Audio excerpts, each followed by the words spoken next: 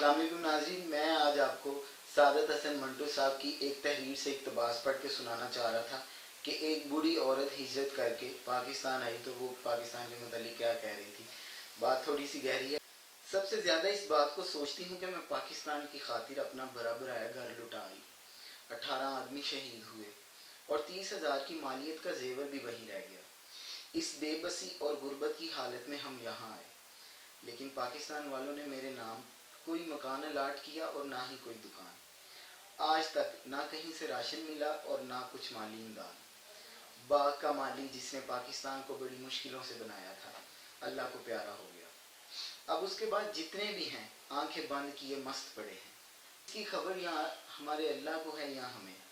اس لیے اب ہر دم اپنے اللہ سے یہی دعا کرتی ہوں کہ ایک دفعہ پھر سے سب کو مہاجر کر، تاکہ غیر مہاجر لوگوں کو پتہ چلے کہ مہاجر کس طرح کے ہوتے ہیں۔ اتنا کہہ کر اس نے حقے کی نئے منہ میں دبا لی۔ میں نے اسے کہا، مائی پہلے تو لوگ ہندوستان سے مہاجر ہو کر پاکستان آ گئے، اب اگر یہاں سے مہاجر ہو گئے تو کہاں جائیں گے؟ وہ حقے کی نئے کو غصے سے جھٹک کر بولی، جہنم میں جائیں گے، کوئی پرواہ نہیں، لیکن ان کو معلوم تو ہو جائے گا مہاجر کسے کہتے ہیں۔ سعادت حسن منٹو، 2 نومبر 1974۔